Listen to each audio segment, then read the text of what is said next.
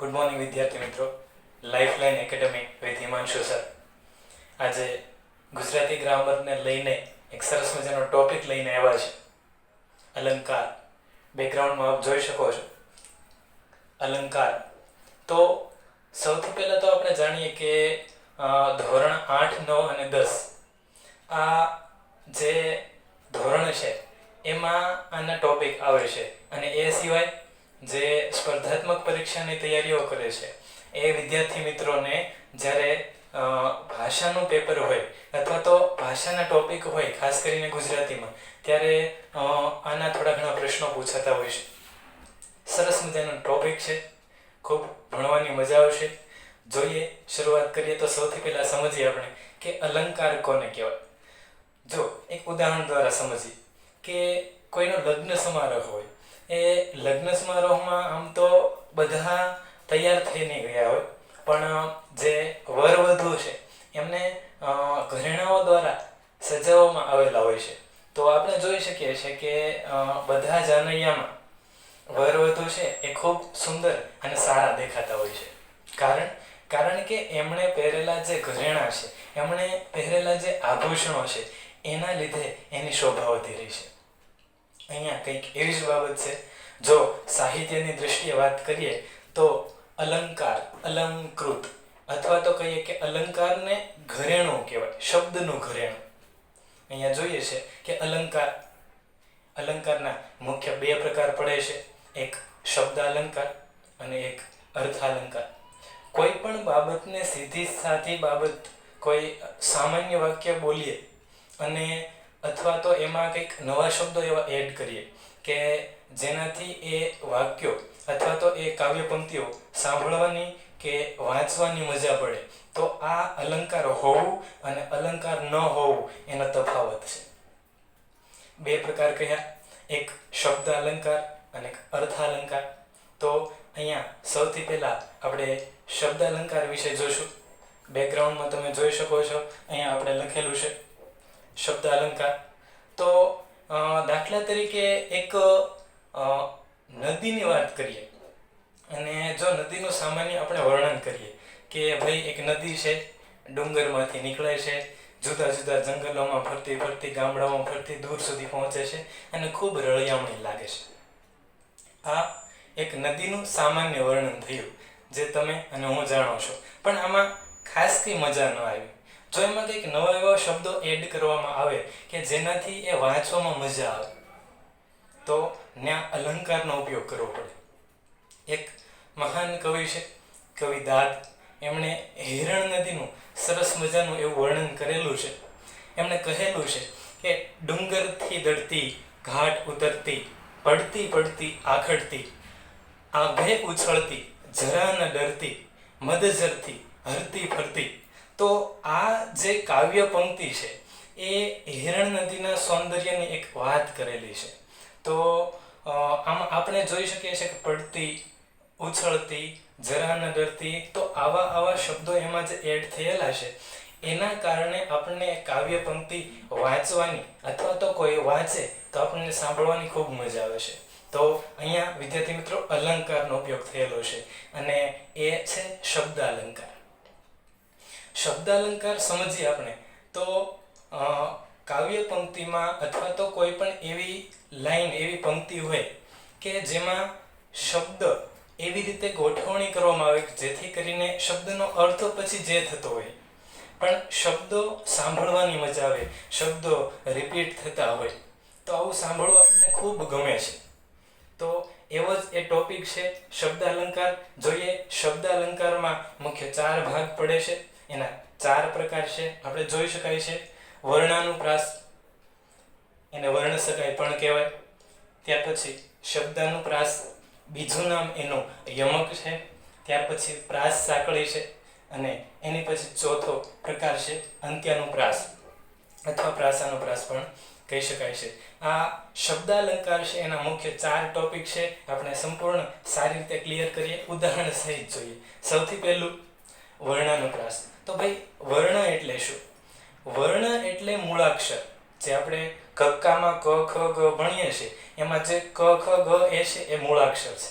મૂળાક્ષર એને વર્ણ પણ કહી શકાય. બીજી વસ્તુ છે વર્ણનુપ્રાસ, વર્ણ વત્તા અનુપ્રાસ.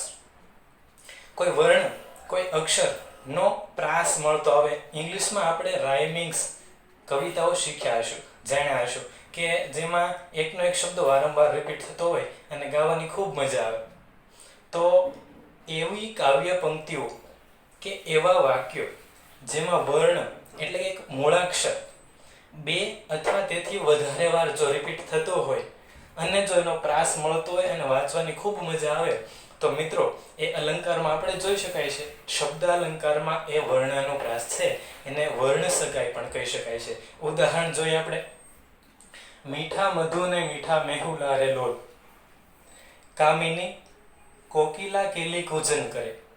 ઉદાહરણમાં આપણે શું જોયું? ઉદાહરણમાં આપણે ફરી એકવાર વાંચીએ કે મીઠા મધુ ને મીઠા મેહુલા રે લોલ. આમાં એક વર્ણ છે, યાદ રાખો, વર્ણ એક મૂળાક્ષર છે, એટલે કક્કાનો એક અક્ષર છે, સંપૂર્ણ શબ્દ નથી. તો જોઈએ આપણે કયો એવો વર્ણ છે, કયો એવો મૂળાક્ષર છે જે રિપીટ થયો છે. મીઠામાં મી, પછી મ, મી, મે, આવી રીતે મ ભેગા થઈને મ એ વર્ણનો પ્રાસ મળતા એ થાય છે વર્ણનો પ્રાસ. મીઠા મધુ ને મીઠા મેહુલા રે લોલ. હા, સાંભળીને ખૂબ મજા આવે અને કોઈ ગાતું હોય તો પણ સાંભળવાની ખૂબ મજા આવે. શા માટે? અલંકારનો ઉપયોગ થયેલો છે. બીજું ઉદાહરણ જોઈએ. કામિની કોકિલા કેલી કૂજન કરે. એક વર્ણ કે જેનું રિપીટેશન થયું છે અને એનાથી એ કાવ્ય પંક્તિ કંઈક અલગ ઉભરી આવી છે અને એને સાંભળવાનું મન થાય છે. કેવો વર્ણ છે? ક.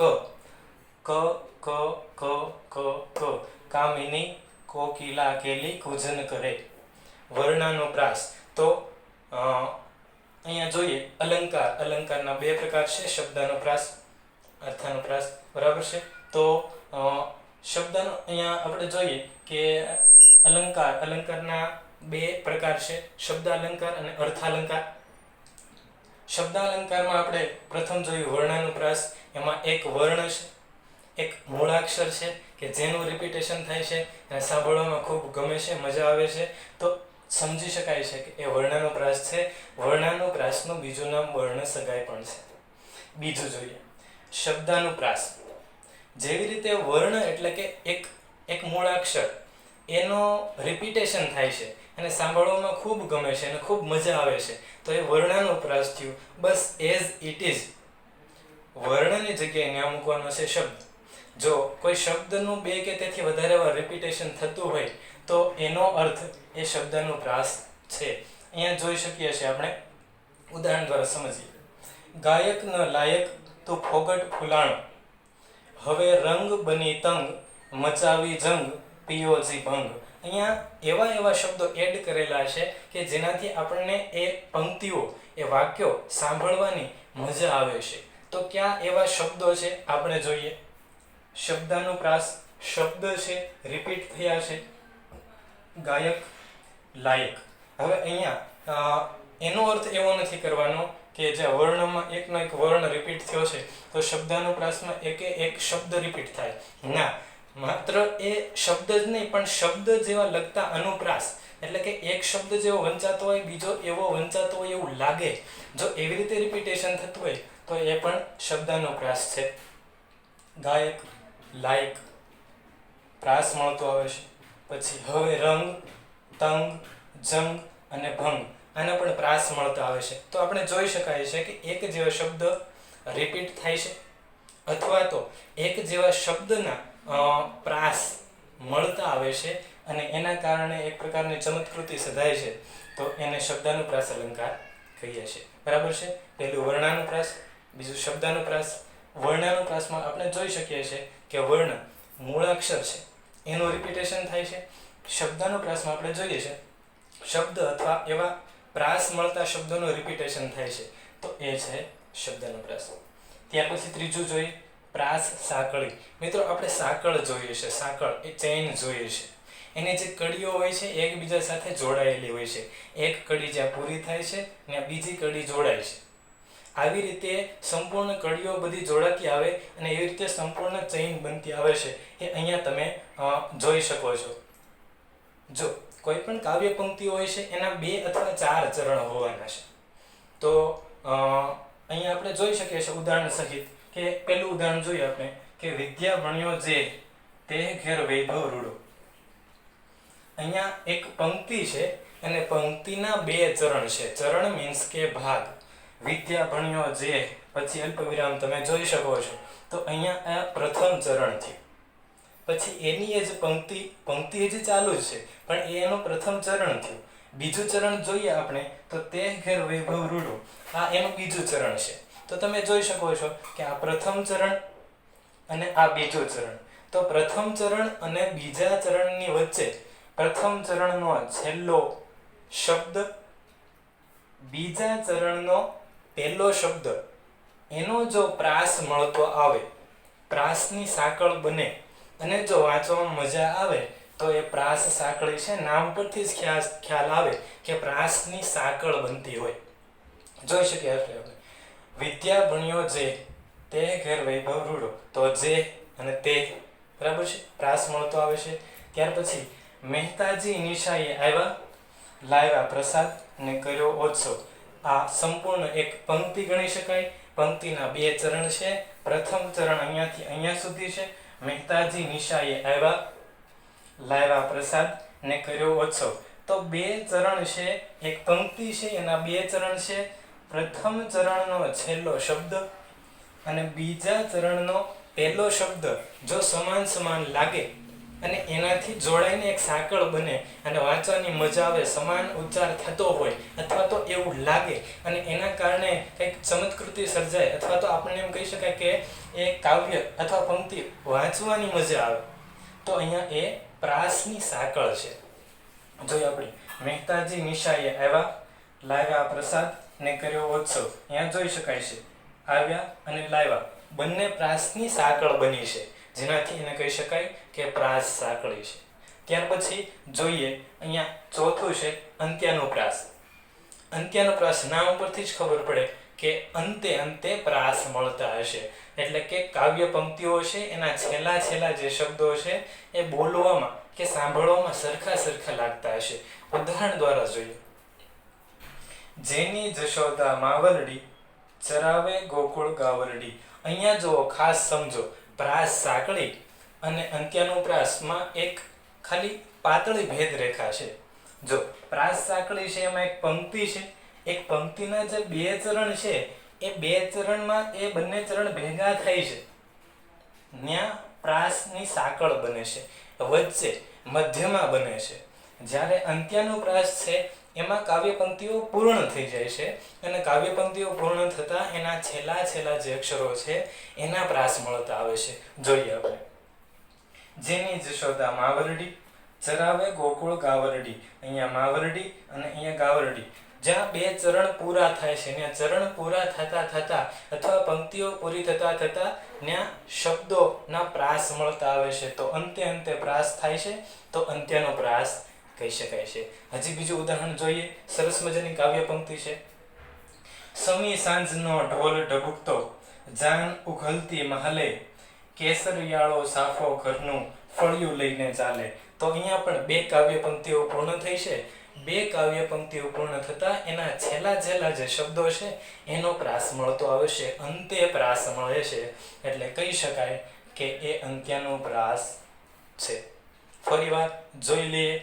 અલંકાર, કાવ્ય પંક્તિ કે શબ્દોનું આભૂષણ 2 પ્રકાર પડે છે, શબ્દાલંકાર અને અર્થાલંકાર. આપણે જોઈ રહ્યા છીએ શબ્દાલંકાર, એના 4 આપણે ટોપિક જોઈએ છે અલગ. વર્ણાનુપ્રાસ, શબ્દાનુપ્રાસ, પ્રાસ સાંકળી, અંત્યાનુપ્રાસ. ફરીવાર સમજી લઈએ એકવાર ટૂંકમાં અને ખૂબ ક્વિકલી, ઝડપથી. વર્ણાનુપ્રાસ, વર્ણ મૂળાક્ષર, એક પછી એક મૂળાક્ષર મૂકેલો હોય એનો એ જ રિપીટેશન થાય અને સાંભળવામાં ખૂબ મજા આવે. મીઠા મધુને મીઠા મેહુલા, બરાબર છે. તો એ છે વર્ણાનુપ્રાસ, એને વર્ણ સગાઈ પણ કહી શકાય. ત્યાર પછી બીજું શબ્દાનુપ્રાસ, એટલે કે શબ્દનો પ્રાસ મળે. શબ્દ સમાન લાગતા શબ્દ ગોઠવાયેલા હોય અથવા તો સમાન જેવા લાગતા એનો પ્રાસ મળતો આવતો હોય એવા શબ્દો વારંવાર રિપીટેશન થાય તો એ શબ્દાનુપ્રાસ છે. ગાયક, લાયક, રંગ, તંગ, જંગ, ભંગ એવી રીતે. પછી પ્રાસ સાંકળી, પ્રાસની સાંકળ બને છે એક કાવ્ય પંક્તિ, એના અલગ અલગ બે ચરણ, પહેલા ચરણનો છેલ્લો શબ્દ, બીજા ચરણનો પહેલો શબ્દ. જો એના પ્રાસ મળતા આવે, સમાન સમાન લાગતા એવા શબ્દો મળતા આવે તો એનો અર્થ એમ કે એ પ્રાસ સાંકળી છે. ત્યાર પછી અંત્યનો પ્રાસ, અંતે કાવ્ય પંક્તિઓને છેલ્લે છેલ્લે જે શબ્દો મળતા આવે છે તો અંત્યનો પ્રાસ છે. બરાબર છે. અહીંયા માવરડી છે, ગાવરડી છે, ત્યાર પછી માહલે અને ચાલે. તો ખૂબ એકદમ સરળ અને સિમ્પલ ટોપિક છે. અહીંયા શબ્દ અલંકારમાં માત્ર 4 જ એના પ્રકાર પડે છે, એકદમ સરળ છે. તમે જોઈ શકો છો એકદમ સરળ છે, એમાં જરા પણ અઘરું છે નહીં. માત્ર 1-2 વાર રિપીટેશન કરો, 1-2 વાર વિડીયો ખાલી શાંતિથી જોઈ લો. એવું લાગે તો 1-2 વાર લખી નાખો, તમને ખ્યાલ આવે. તમારા પાઠ્યપુસ્તકો છે, તમારું જે સાહિત્ય છે, એમાંથી એવી કાવ્ય પંક્તિઓ ગોતો કે એમાં ક્યાં પ્રાસ મળતા આવે છે. ભાઈ એ વર્ણાનું પ્રાસ છે, શબ્દનું પ્રાસ છે, પ્રાસ સાંકળી છે, અંત્યનો પ્રાસ છે. બરાબર છે. આ સમજો. ત્યાર પછી અહીંયા એક સમજી શકાય છે કે ઘણા એમ કહે છે કે શબ્દનું પ્રાસ એનું બીજું નામ યમક છે. શબ્દનું પ્રાસ એનું બીજું નામ યમક છે, પણ એમાં પાતળી ભેદ રેખા છે. તમે સમજો બરાબર. આ શબ્દનું પ્રાસ છે એમાં ગાયક, લાયક, રંગ, તંગ, જંગ આવું બધું છે. હવે જો યમકની વાત કરીએ તો એમાં એકનો એક શબ્દ રિપીટ થયેલો હોય છે, એકનો એક શબ્દ રિપીટ થયેલો હોય છે અને એના જુદા જુદા અર્થ નીકળતા હોય છે. દાખલા તરીકે આ તપેલી તપેલી છે, તો તપેલી શબ્દ એક છે, 2 વાર એનું રિપીટેશન થયો તો એકવાર કહેવાય કે આ તપેલી છે એટલે કે વાસણ છે, અને બીજી વાર કહી શકાય કે એ તપેલી એટલે કે ગરમ છે. બીજું એવું વાક્ય કે જવાની તો જવાની છે, 2 શબ્દો થયા, એના અલગ અલગ અર્થ થયા.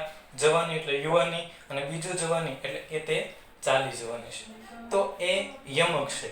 અહીંયા ડાયરેક્ટ એવું અર્થ નથી કરવાનો, પણ વ્યાપક રીતે કહી શકાય છે કે ભાઈ શબ્દનો પ્રાસ અથવા તો યમક એને કહી શકાય. હજી ત્રીજું નામ એનું જડ પણ છે. શું છે? શબ્દનો પ્રાસ, યમક અને ત્રીજું જડ. આ 3 એના નામ છે, પણ પાતળી ભેદરેખા છે. હજી બીજો એવો શબ્દ પણ આવે છે, એક શબ્દ જેના એકથી વધારે અર્થ થતા હોય તો એ પાછું આપણે અર્થાલંકારમાં જોઈશું. અહીંયા છે શબ્દ અલંકાર, અર્થાલંકારમાં શ્લેષ અલંકાર આવે છે, એમાં આપણે એની ચર્ચા કરશું.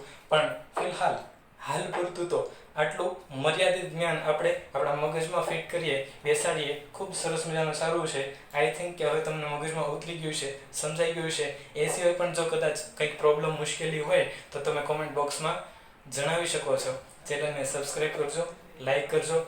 જેમ તમે મોજ મજા માણો છો, શીખો છો, એમ તમારા મિત્રોને, સગા સંબંધીઓને, સ્નેહીઓને પણ આ શેર કરતા રહેજો, જેથી કરીને એમને પણ કંઈક શીખવાનો મોકો મળે.